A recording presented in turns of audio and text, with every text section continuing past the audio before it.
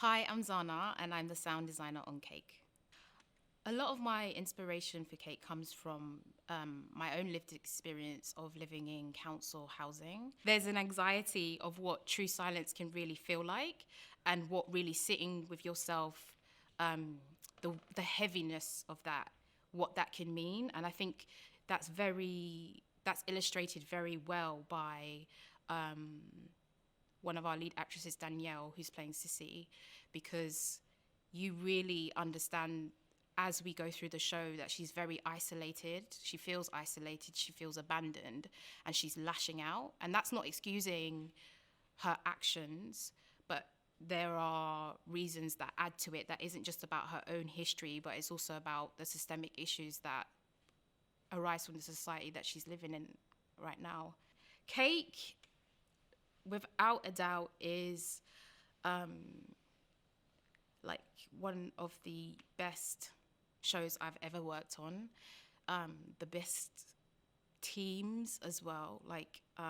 The people just, I, I think this is what when we think about when you think about your passions and what you want to do with your life, you want to love what you do, but you also want to measure it up against loving the people who are in the room with you. And you don't have to be best friends with people, but you want to feel comfortable and you want to grow and you want to feel excited and you want to learn at all times. And even if you're not making friends, you're still feeling like that's happening. And that's really important. That should never be compromised.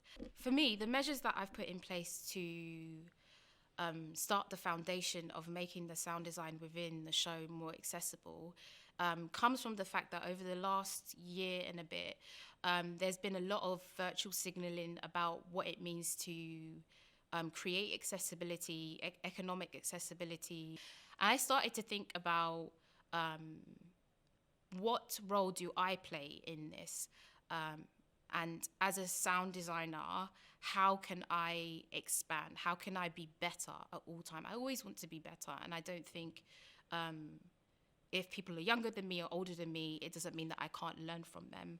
And so within the show, I decided that I wanted to retrain as a vibrational sound designer, which means I specialize in looking at frequencies that shake the space or building within the seating vibration so that when you're sitting in the show, you can experience, there we go, a siren.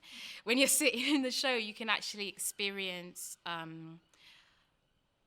you can be absorbed in the environment of it, but you're wearing the sound world on your back. And I got in touch with a company. I was saying that this is what I want to do from now on, that every theatre show that I do from now on, I put this into as a basis for how I create. And I also connect with the person who is doing the interpretation in BSL, because I don't think I know that whenever there are shows, BSL interpreters are sometimes thought as an afterthought, or like, oh, look, here we are. Here's the dates where you can go and have the thing that you need that doesn't disrupt the rest of our creative desire.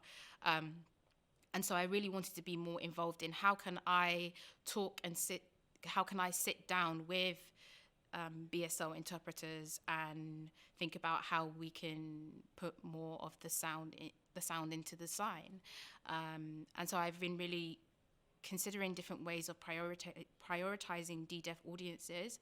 But the pack that I also use within the show is called a sub pack, and it's also could be used for chronic pain.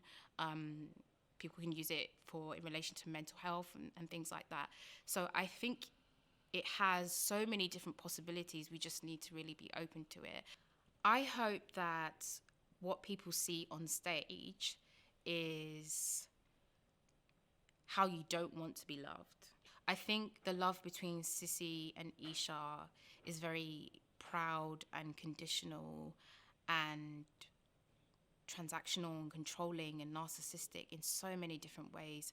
And those layers reflect in our different family units. And I think there's a pressure to accept this kind of love because you feel an obligation because you're related to people. We've created these bridges between each other, and I hope that what people see, not just in watching the show, but understanding that within the backstage production of it, there was love throughout this entire production, and that's the sweetest thing, because that actually is sweeter than cake.